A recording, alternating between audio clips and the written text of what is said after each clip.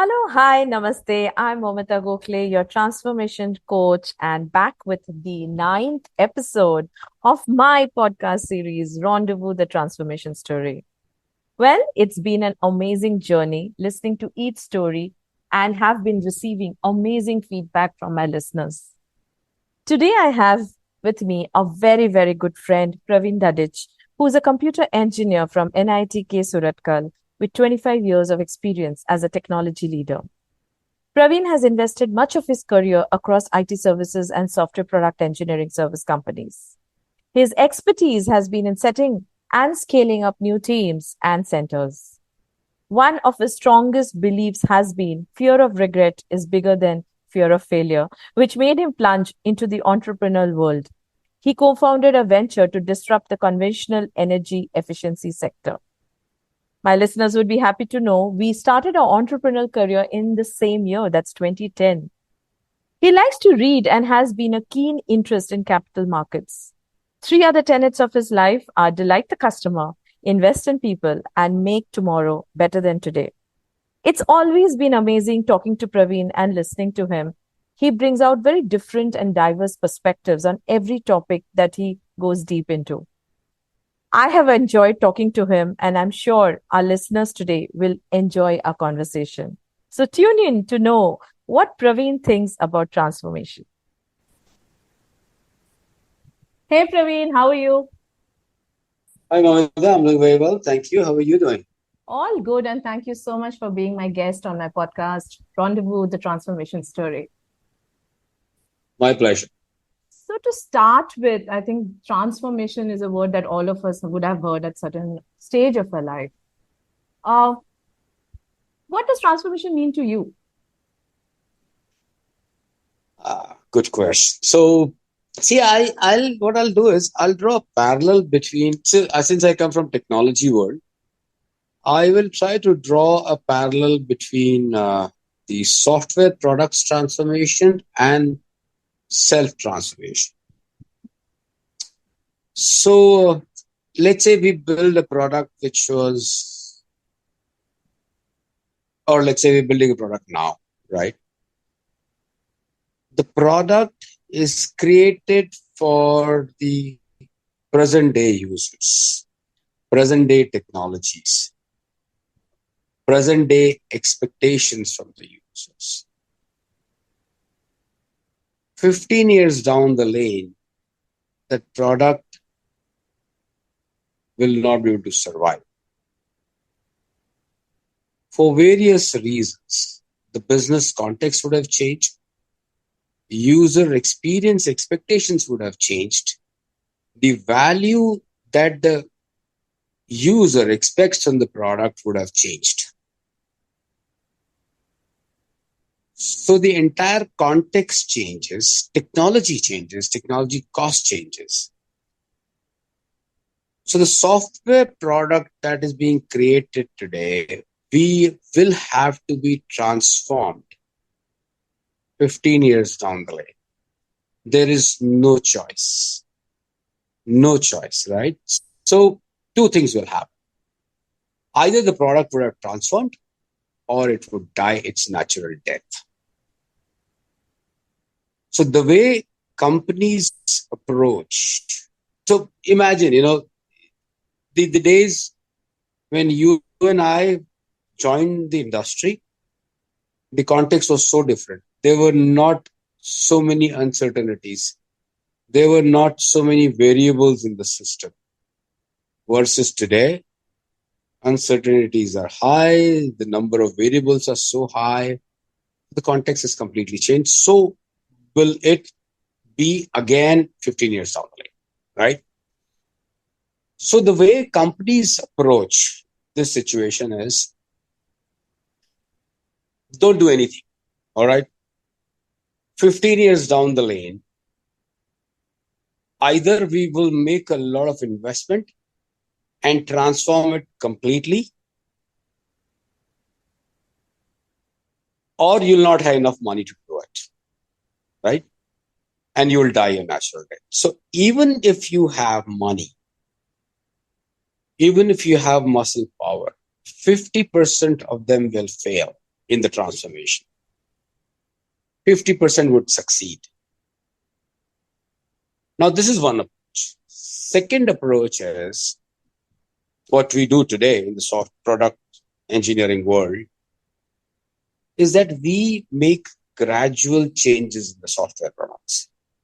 We recognize the fact that our product has to keep up with the changing environment. So we keep making those investments in small bite size, and we keep up with the changing context. Now, that is not to say that 15 years down the line we may not have to transform. We may not have to transform, but still, this gives us a lifeline and a very good chance of surviving 15 years down the lane if we prioritize the changes that are needed in the product in every sprint. Are you familiar with the term called sprint, Mamita? Not really. Okay, so tech debt, technical debt. Have you heard of a word Yeah. called Yes. technical debt? Yes. Yes. So the product accumulates technical debt. You do anything, you will accumulate. You may be in denial mode, but the best of the products will continue to accumulate technical debt. And a smart product manager, what you do is you keep prioritizing removal of that technical debt. So you keep making bite-sized investments into every release you make, and you remove the technical debt. That's how you keep up with the changing context.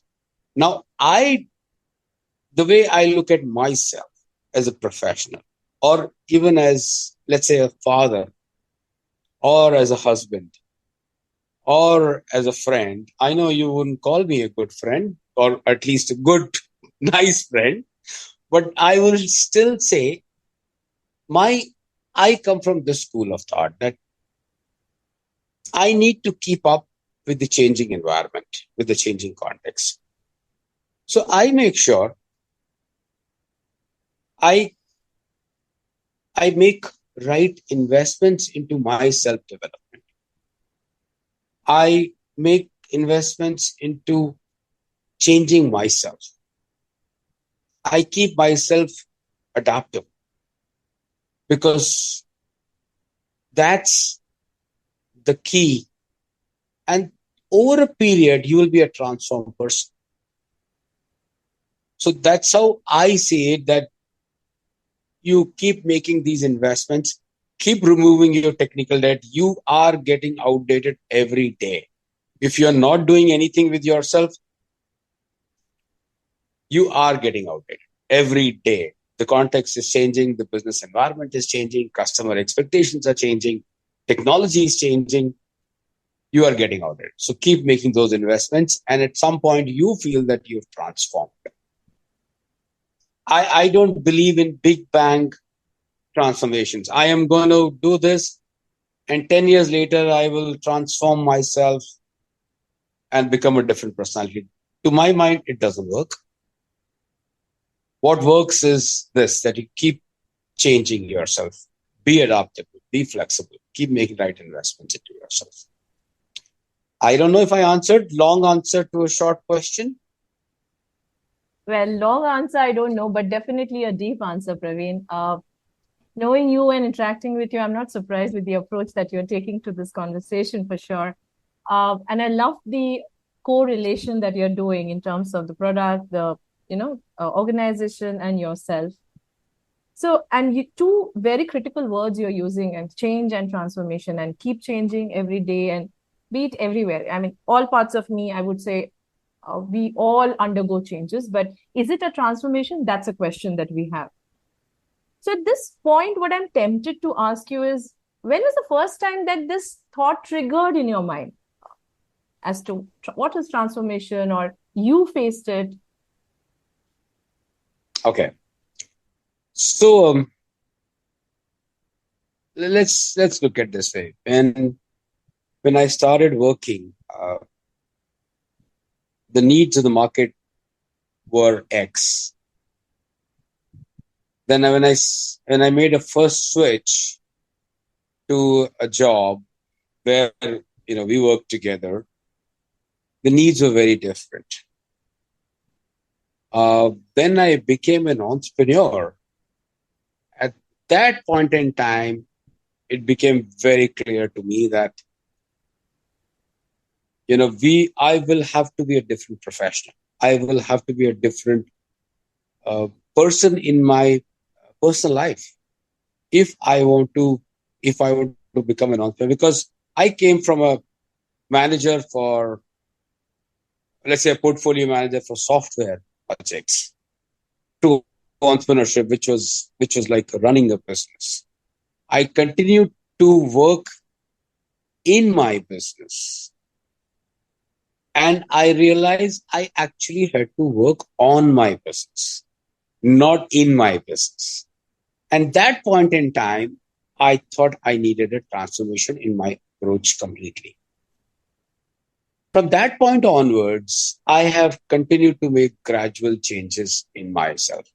So I look at career in four parts, four quarters. So I'm living the third one right now. First one was in IT services industry. Second one was as an entrepreneur. Third, I came back to software products. I think at every point in time, I'm a transformed person. And every quarter, to my mind, is going to need a different person altogether. So it became very clear to me when I became an entrepreneur and I realized this. So wonderful. And thanks for bringing that up. I think one should appreciate oneself of trying different things, and that itself is a start of transformation. And but Praveen, when you and me maybe sit and talk, we understand these words. We understand, okay, I need to change. Maybe the awareness levels that we have or you have when you became an entrepreneur, you realize that what was happening in the corporate may not work the same way, when you're on your own. But what would you tell people who are not even aware of this, who are perhaps in the process of change, but are not aware and they do not know what's happening to them? What would you tell them, or what are the few things that you think has worked for you and perhaps you can share with them? See, two things. One, you need to define the metric that you're going to use to measure yourself. Mm. How are you measuring your progress? If you're measuring your progress, if you're listening to the feedback that you're getting from the market, from your customer, from your peers, from your leaders, from your team, you will realize that you need to change a few things if you're giving honest listening to that feedback. So define your metric, how you're going to measure your progress, listen to the feedback, accept it, and make changes. That's one. Second, work with right leaders. It's so important that you work with the right leader who's invested in you. You're not always going to have choice. For the most part of the life, you'll find most people are reasonable. You'll find that leader that you're looking for, who can help you grow, who can give you that feedback, who can help you with that. If you're in a situation where it's just not working, it's counterproductive, I tell people that leave those places. Don't be stuck in those places. But for the most part, if you're flexible, people are flexible. Don't associate your inflexibility with somebody else's inflexibility. So if you're flexible, people are. So these are the two things I do. I try to work with the right people and have your metrics, how you measure your progress. Now, measure of progress can be different for me, can be different for you. Very different, right? So measure for you as a professional, as a father, as a husband or wife are different things. So it's up to you, how do you define your metric? But make progress. My today should be better than yesterday. my tomorrow should be better than today. That's the mantra I follow. And that's indeed a powerful mantra. I guess we all talk of these days, live in the moment, making today the better day, or rather, I wouldn't even use the word better. I call it the best day because I really do not know what's going to happen tomorrow. So I'm sure you would have gone through a lot of ups and downs as you very nicely and very subtly you're talking about, oh, I changed, I transformed. I'm sure it's not been easy. So, what are the blind spots that you see, one may want to look out who is in this transformation journey? Ah, like, see, first of all, no change is easy. Change is messy, growth is messy. As you try to keep up with the changing context, it's uncomfortable. It is messy. Don't get dejected. See, in the middle, it's always difficult. It takes some time. Don't give up.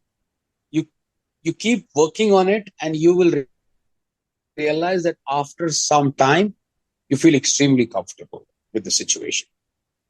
So first thing I tell people is don't get dejected with the discomfort that comes, you know, by being adaptive, by being flexible, by trying to learn new things. It is messy.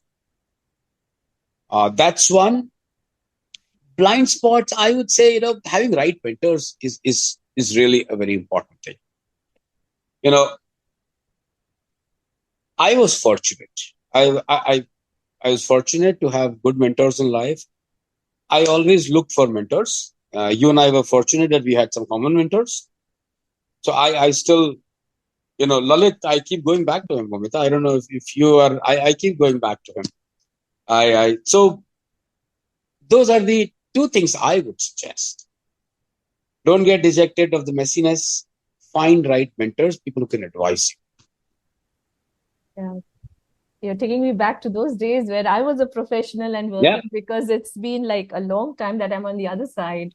And while I'm listening to, I'm also thinking the changes that would have happened to me as a person. And yes, I completely agree. Mentors, and even at times, if you don't have a mentor, maybe talk about it, maybe share, maybe consult. Yeah. That's something that my coaching practice has brought in. And that's one question, Praveen, and I'm sure you have been also talking to a lot of youngsters. You like talking to youngsters. I know that, inspiring them, motivating them. Uh, and especially the teenagers or the youngsters, when I say maybe people at their 20s. Yesterday, I was talking to a startup solopreneur, and she's 28 and she's just starting her own business. I was in a mentoring conversation with her. And one thing that came about, and the thought is, can transformation be forced upon? Or is it a natural process? Should I just wait? Yes, it will happen one day. Or should I initiate some actions around it? So I gave you correlation between software products, right, and self transformations. See, there are companies which do not have transformation programs. And like I said, most of them will die their natural death. Right. If they have money power, muscle power, yeah, they will use that and transform drastically in a short period of time. But successful companies have a transformation program. So I certainly think transformation is a process that can be managed. It doesn't have to be a subconscious process that just happens. Because what it involves is you need to see, earlier days it was about learning. Today's world, it's about unlearning first. You learned so many things, and then you have to unlearn many of those things and then learn the new things. Yeah. So unless you're conscious about that, you may carry some of your past learnings that are going to become counterproductive in the next phase of your journey. So I think it's a process that you have to manage. You have to listen to the market, right? Whether I'm an entrepreneur or I'm a professional who's working for a company, it doesn't make any difference. You have to listen to the market and you have to unlearn part of those which are not applicable and learn those new things which is going to make use or which is the need of the market. It's a process that all of us can manage. I am not suggesting have a chart in your room and have a checklist or a project plan around it. No, as long as you're journaling about it, what is that I'm going to change 3 months down the line? And that has what I'm going to drop, what I'm going to pick up. You're good. It doesn't have to be very structured. It has to have a process. Thanks for clarifying that because I've learned the hard way, Mamita, to survive unstructured. Okay. I'm sure you bet. So sorry, I interrupted there. Yeah, I have lived my life like a checklist. Sorry, go ahead. Thanks for being so candid and sharing this on this conversation, Praveen. But I was saying thanks for clarifying that it's not a chart where you do A to B and I'll do this and this day. But definitely, I guess very important is journaling. And also, I will add my bit to it, your reflection.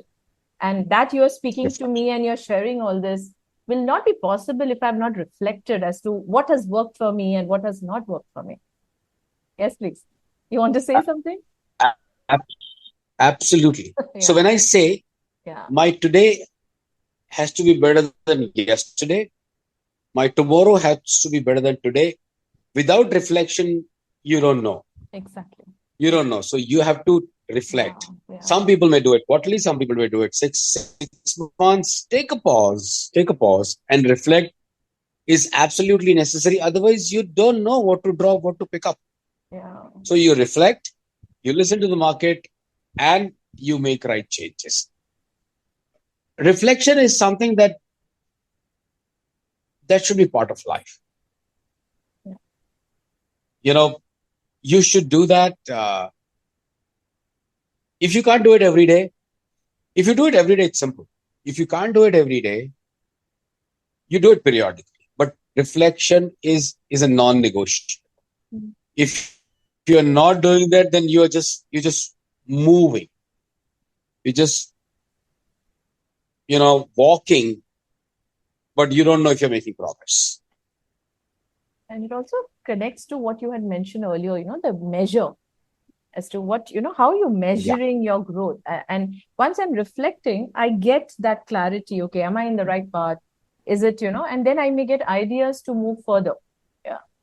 Since you said taking a pause, Praveen, when you have transformed or when I have transformed, and this is one of the questions that has come up from one of my listeners, that how does it impact the environment that we are in? Because we are not, independently living, right? There would be a family that supports us. There's an organization that we would be working. Maybe for me, my clients. How does it impact them, and how have you dealt with it? How have you dealt with it? It's a very good question, Mamita. The Nobody achieves things solo. Nobody. We live in a world where we deal with people. It's the ecosystem.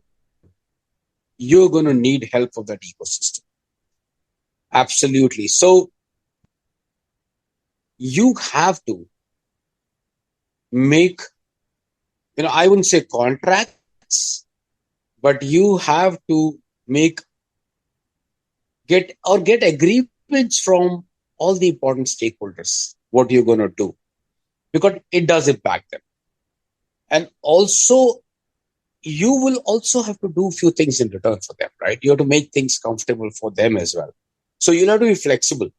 You can't make changes which are going to disrupt life of your family, which are going to disrupt life of your leader, because the difficult part of transformation is that transformation has to happen while you continue to do your business.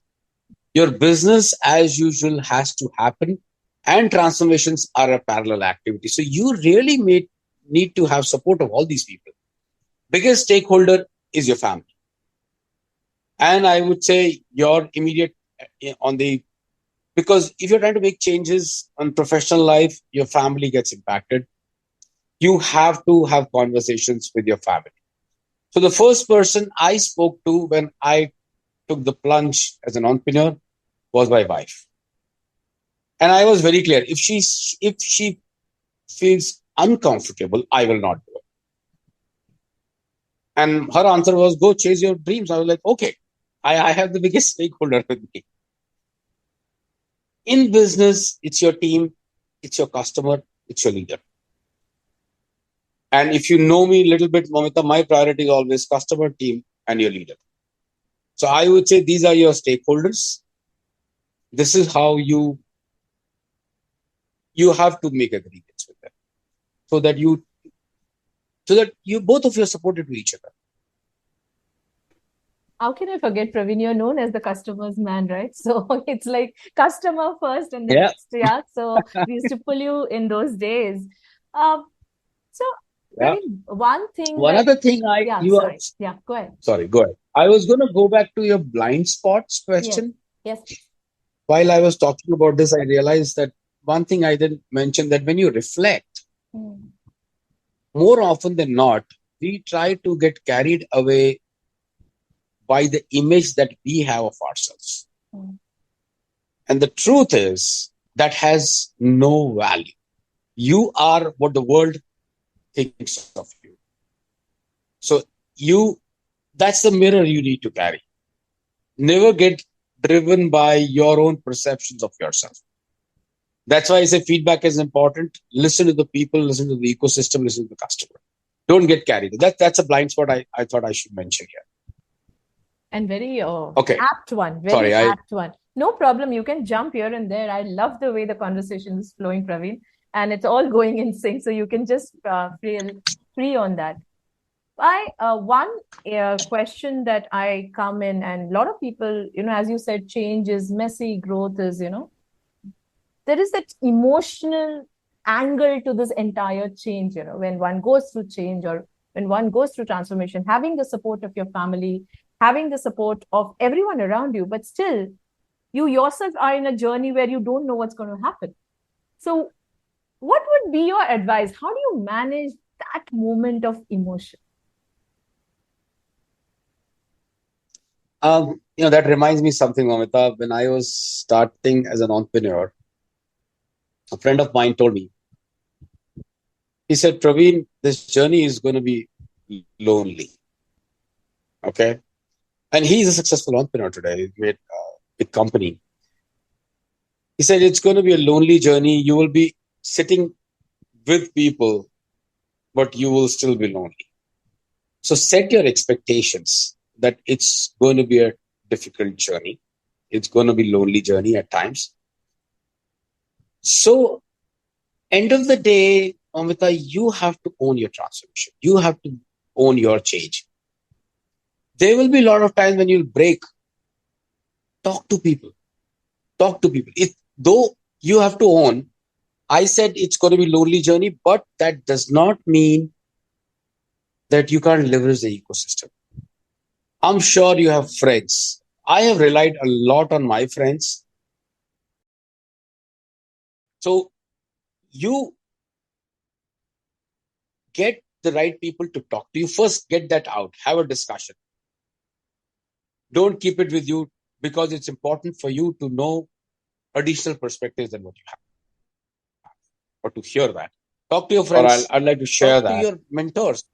For a long time, I thought I've I have lived 12, 13 years of corporate life. I think I know how to run a company. And I could not have been more wrong. Please go out, educate yourself formally. Educate yourself formally. Rely on good quality courses that are available out there. They sometimes you have something in your mind which is so far from reality. And these courses, these you know, coaches can help you a lot. So I have relied on that absolutely in every change that I've made.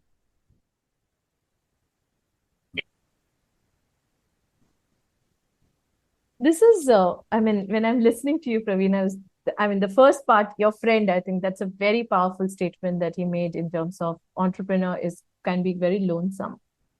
It can be very lonely. Uh, that's one area. Perhaps, that's still stuck with me as an entrepreneur that yes, you may end up being very lonely, but how you managed it, I think that's hats off to you.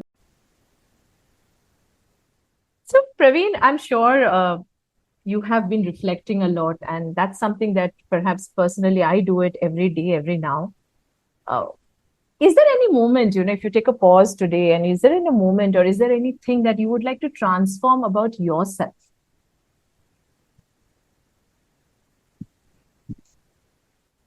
Of course, I have a lot of things that I want to, at least I have my list, Momita, that I want to change about myself. Uh, One is, you know, I was, I'm a father of a teenager. I think I need to learn how to,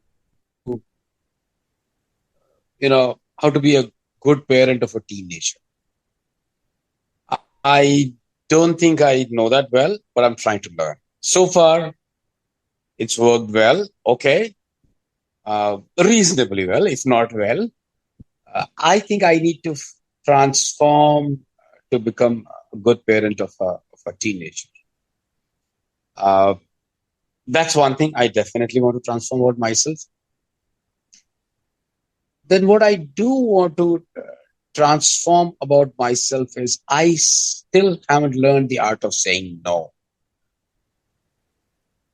My The way I invest my time, I still do everything that comes my way. Whereas you really can't do that. You can't do that. You will have to prioritize. You none of us have a choice. What I try to do is I try to do everything, and that makes my life a bit stressful. Because I want to do everything well, at least I aspire to do everything well. I do it well or not, that's open for assessment of the people who should assess. But at least I aspire to do well. That is something that I need to definitely learn. And what will that do to my life is once I do that, it will create space for me to invest my time into things that are necessary. So learning, keeping up with the technology that's changing. Today, I don't think I'm investing so much time in learning technology, which I would like to do. And the reason is this, that I'm trying to do everything. I need to create the space, and that will automatically give me time. So prioritization will get corrected automatically. That's what I would say. I'm I can smiling. see you smiling. I'm smiling because you have always been a busy man, Praveen. So when you talk of prioritization, now I understand why you have been busy. Yeah. Thanks for sharing that. So while you have shared your candid stories, your learnings, and how your beliefs in having mentors, measures of transformation, but I'm sure our listeners are keen to take maybe top two things that they need to know around transformation. So what would that be for you? See, around two things around transformation. Let me think. So here are my top two things. First one is I keep repeating this to a lot of people. I won't be surprised if you've heard this from me before. The investment in self development is the biggest investment one can make. So invest in yourself, invest your time, invest your money in your own development. Second thing I would like to share is life is a sine wave. There is there is nothing in life that moves in one direction. Instead of getting frustrated with that downturn, you be prepared that downturns are going to come and you will have to deal with them because there's always a next upturn waiting after the down. These are my top two things for me.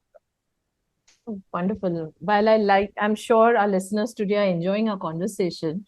Uh, it's always fun to listen to you, Praveen, because, uh, and you said, you like to do everything, at least the best way you can. And this shows the depth of the conversation, the examples that you've brought in, your own learnings. I'm feeling really nice that we initiated this and we are finally recording it. And every listener will benefit from listening to this conversation. So, thank you to you, Praveer.